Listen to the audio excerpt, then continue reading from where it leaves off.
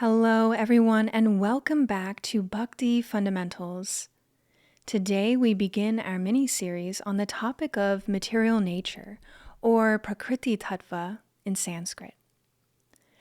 Now, in previous talks on our Bhakti Fundamentals channel, we have discussed how each of us is an eternal, individual, spiritual being. We are not matter, we are not material beings, rather we are individual jivas, or souls. And yet we find ourselves in a dilemma. Although we are spiritual by nature, we are currently residing in material bodies and navigating a material world. And it turns out that our 24/7 contact with material nature, with the material world, conditions us, the souls, materially. What does it mean to say that we are materially conditioned? Material conditioning refers to our mistakenly believing we are material beings when in reality we are spiritual beings. This material conditioning arises as a result of our prolonged association, lifetime after lifetime, with matter, with the material world. We see, hear, feel, taste, and touch using the senses of our material bodies. When we look in the mirror every day, we see the reflection of our material bodies, right? This reinforces the notion that we are our material bodies, when in reality, we are the spirit soul within the body.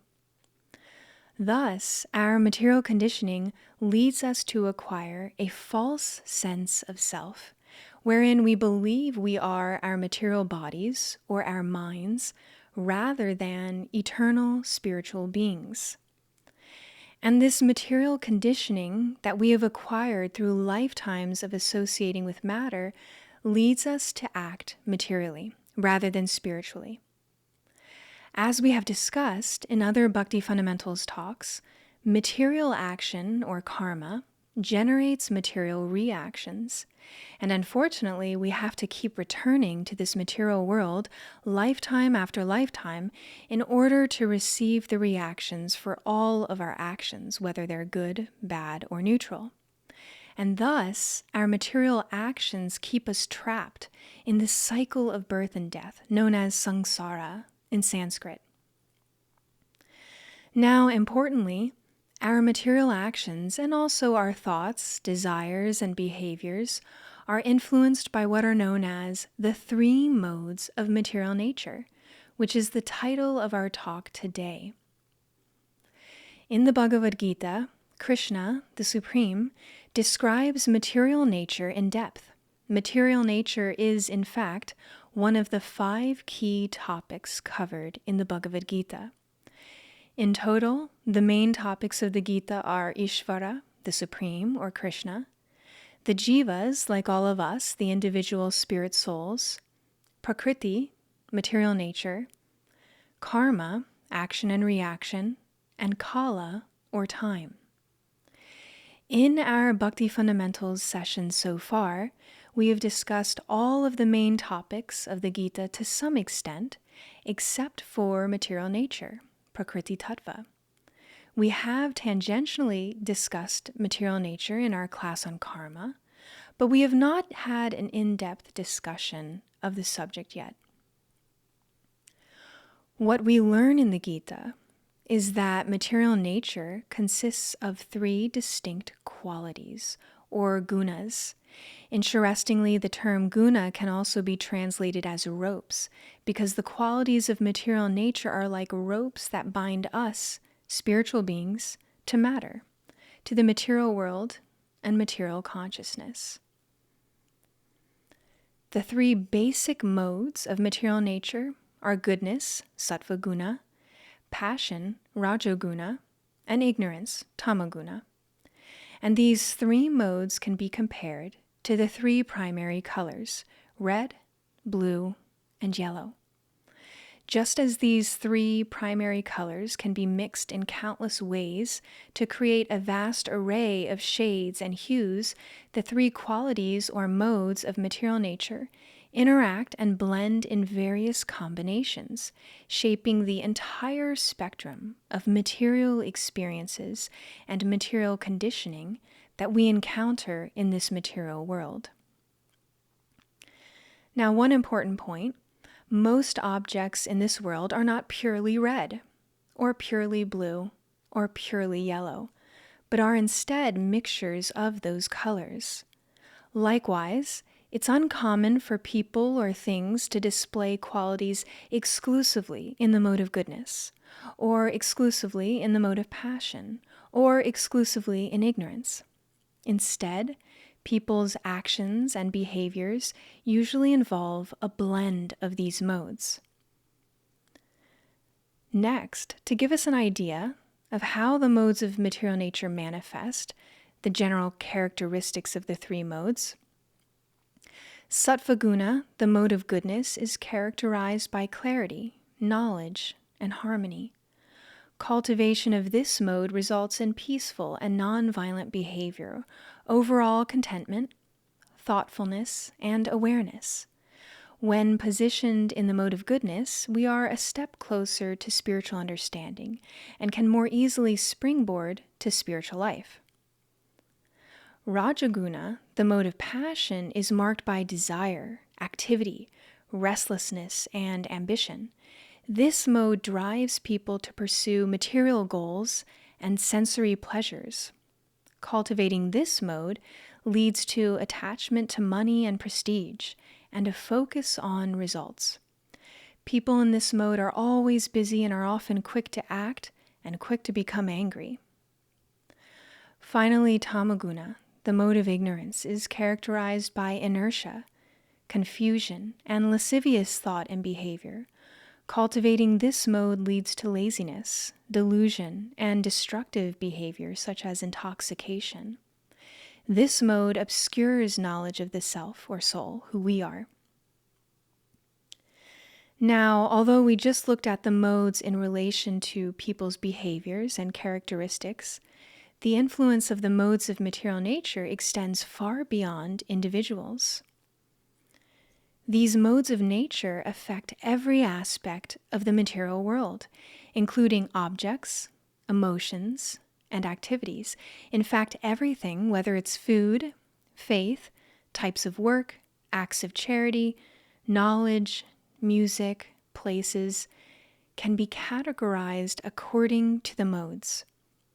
Each decision we make in the material realm involves these modes, reflecting qualities of goodness, passion, ignorance, or some blend of them. At different stages in our lives, various modes of material nature may influence us more than at other times. This is largely shaped by the choices we make and the modes we reinforce through those choices. We naturally gravitate towards people, objects, careers, activities, etc., that align with the modes currently dominant in our lives. Moreover, the qualities of those we associate with tend to rub off on us. If we regularly spend time with drug users, for instance, we may soon find ourselves engaging in the same behavior. And once we adopt such a habit of drug using, an action rooted in the mode of ignorance, we also begin to attract others who share similar tendencies. As the pattern of drug use persists, we reinforce the power of the mode of ignorance over us, which in turn deepens its influence over us, prompting us to act increasingly under its control. This example illustrates how the modes of nature gradually bind and entangle us. Now, one important point to understand is that all three modes of material nature keep us bound to this material world. It's easy to look at the general characteristics of the various modes of nature and think that the mode of goodness looks, well, pretty darn good, given that it embodies more virtuous qualities compared to the modes of passion and ignorance. However, while the mode of goodness does indeed represent a higher level of material behavior, it is still binding. Materially good actions bring us back to this material world to reap the results of our good actions. The mode of goodness is a favorable mode to position ourselves in if we wish to cultivate spiritual life, as it functions rather like a springboard or launch pad into spiritual life. On its own, however, the material mode of goodness is still binding, as it still involves material actions, even if the actions do seem good. Only spiritual activities, the spiritual practices of Bhakti Yoga, which do not produce material karma, have the potency to liberate us from the material modes of nature. On this point, in the Gita, Krishna, the Supreme, offers a detailed explanation of material nature and its binding qualities, revealing the forces that entangle us in the material world. Yet he also reveals the path of transcendence, showing us how to rise above the modes of material nature through the potent spiritual practices of Bhakti Yoga. For although we are materially conditioned by the modes of material nature, we still possess free will. It is our own material desires that led us to this material world, and it is our cultivation of spiritual desires which will ultimately lead us out from under the influence of the powerful modes of material nature. The more we engage in material actions, the more we reinforce our material conditioning, becoming further influenced by the modes of material nature. In essence, by acting materially, we empower these modes to keep us bound. Nevertheless, our free will is never lost. These material modes of nature affect us only to the degree that we choose to engage with them. We always have the freedom to opt for spiritual actions instead of material ones. The Bhagavad Gita offers a profound spiritual perspective, helping us to see the material world more clearly, understand why people act the way they do, and recognize our own tendencies under the sway of the modes of nature. This understanding is empowering, for whether we know about the modes of material nature or not, they still influence us, not unlike how we can get a sunburn while working outside on a rainy, overcast day. The UV rays still penetrate the cloud cover, but we do not detect them until we are already burned.